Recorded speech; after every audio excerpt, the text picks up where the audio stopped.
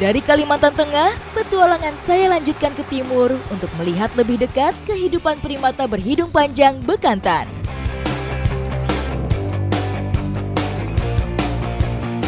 Mangrove menjadi ekosistem satwa endemik Kalimantan. Nah, sekarang saya sudah bersama komunitas pemerhati mangrove untuk memonitoring bekantan dan juga mangrove yang ada di sekitar sini. Ikuti jejak saya, jejak petualang.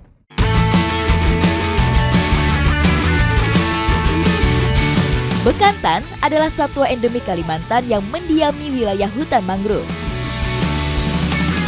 Bekantan itu memang habitatnya itu biasanya di dekat sungai seperti ini dan juga di hutan bakau karena makanannya tuh adanya di dalam sana.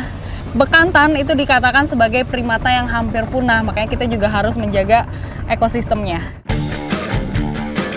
Keberadaan bekantan di hutan mangrove bisa menjadi kabar baik. Keberadaan monyet hidung panjang ini bisa menjadi indikator kesehatan hutan mangrove yang mampu menyediakan sumber makanan mereka.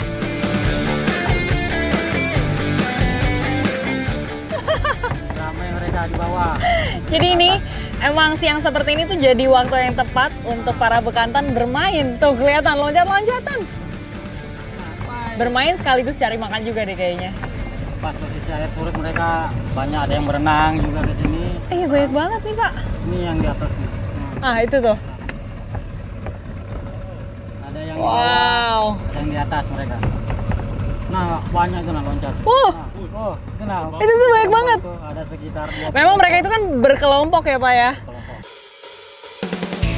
Tak hanya unik, hidung panjang bekantan memberikan manfaat bagi kehidupan mereka.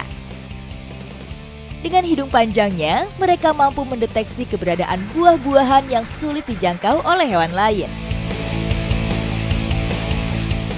Bekantan itu lagi asik bermain-main sambil makan. Karena makanannya itu ada buah mangrove, ada juga pucuk-pucuk daun yang ada di atas tuh. Makanya betah banget mereka bergelantungan di atas pohon.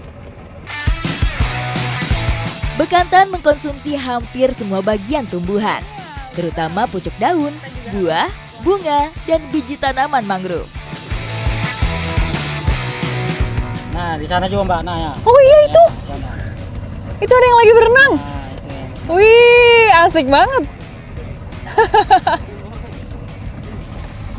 Bekantan itu memang karakteristiknya nggak cuma bergelantungan di atas pohon, tapi mereka juga bisa berenang sesekali, bisa nyebrang dari sebelah sana ke sini nih. Bermain-mainnya seperti itu, seru juga ya. Sebagai satwa yang bersifat arboreal atau hidup di pohon, bekantan bergerak dengan melompat dan bergantung dengan sepasang tangan dan kaki. Selain itu, keberadaan selaput kulit pada bagian telapak tangan dan kakinya membuat bekantan juga dikenal sebagai perenang ulung. Jadi memang alasan nyebrang karena ini tempat bermainnya nih di sebelah kanan, sisi sebelah kanan ini. Terus nanti kalau udah sore mereka akan kembali untuk tidur. Tapi kalau bergelantungan di atas itu ternyata menguntungkan juga untuk hutan mangrove-nya itu sendiri. Karena saat bergelantungan ada bibit-bibit atau biji-biji dari pohon dan juga buah-buahan yang jatuh akhirnya bisa menjadi tumbuhan-tumbuhan lainnya juga. Bekantan memang tidak dapat dipisahkan dengan keberadaan hutan mangrove. Melindungi dan memelihara populasinya di sini berarti turut menjaga kesehatan hutan Kalimantan secara keseluruhan.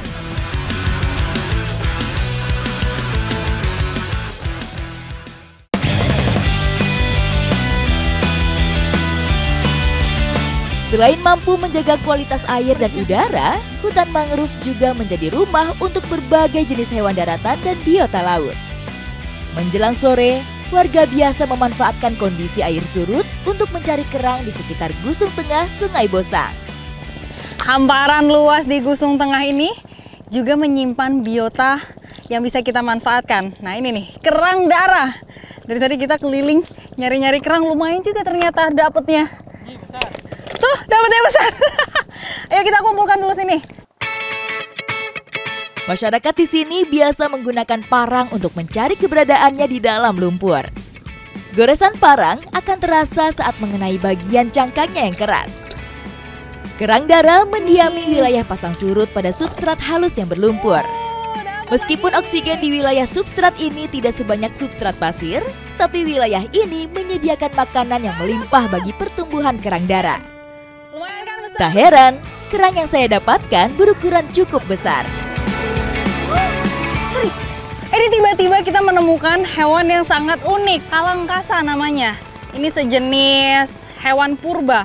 Tuh lihat bentuknya unik banget. Dia kayak kepiting sih, ada kakinya banyak. Coba. Terus? Kalangkasa atau dikenal dengan belangas diperkirakan sudah ada sejak zaman prasejarah. Dengan adanya hewan bercangkang seperti kepiting ini menandakan bahwa kandungan organik pada sedimen lumpur di sini sangat kaya. Keberadaan kerang darah juga menjadi indikator alami bahwa perairan di sekitar bakau ini belum tercemar polutan berbahaya. Wah, ini kerang-kerang yang dikumpulkan ternyata lumayan juga udah banyak. Pantesan warga di sini tuh kalau sore-sore apalagi pas surut kayak gini berbondong-bondong untuk mencari kerang karena memang potensinya masih banyak sekali ya. Ikuti jejak saya, jejak petualang. Seharian beraktivitas di wilayah mangrove memang cukup menguras tenaga. Sekarang waktunya istirahat sambil mengisi perut kami yang sudah lapar. Ini kerang darahnya langsung kita bakar setelah dibersihkan. Lumayan untuk mengisi nutrisi dan juga sambil menikmati keindahan suasana di hutan mangrove. Kayaknya nggak perlu lama-lama nih kita bakarnya. Lihat, udah gosong. Kerang darah merupakan salah satu dari 200 spesies Archidae yang memiliki darah di dagingnya. Warna merah pada dagingnya inilah yang menjadikan kerang ini disebut kerang darah. Beberapa ada yang udah mateng, saya nggak sabar mau langsung cobain aja. Lumayan udah lapar. Ini dia. Tuh terlihat masih ada asapnya. Kalau dari aromanya sih udah menggoda. Yuk, makan yuk.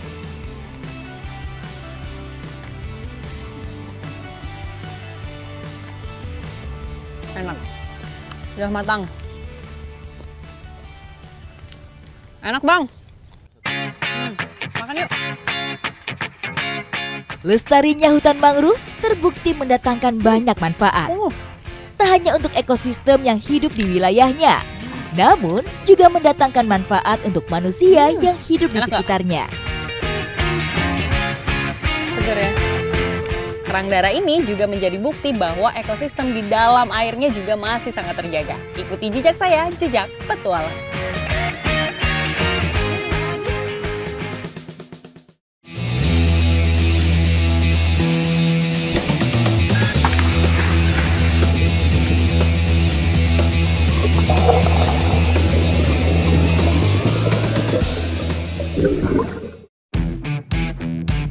Kalimantan Timur memiliki 43 jenis terumbu karang yang membentang di perairan Pangempang, Kecamatan Muara Badak, Kabupaten Kutai Kartanegara.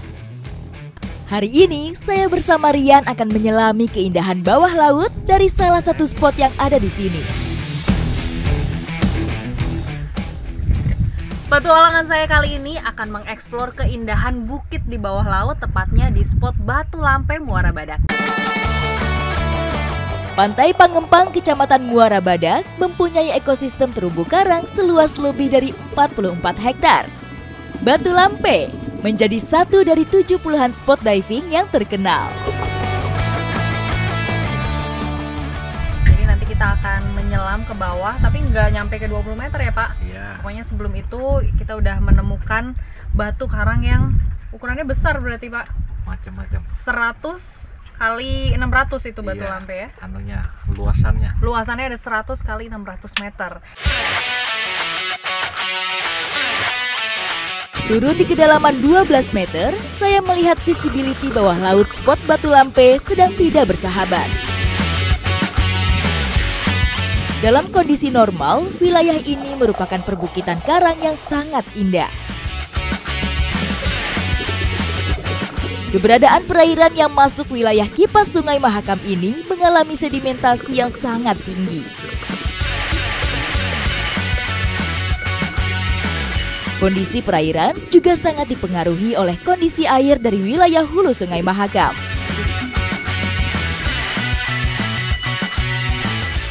Mungkin ini pengaruh ada hujan di hulu Sungai Mahakam, lalu berpengaruh ke lautan karena lautan ini juga dekat dengan karena lautan ini juga dekat dengan delta kipas Sungai Mahakam.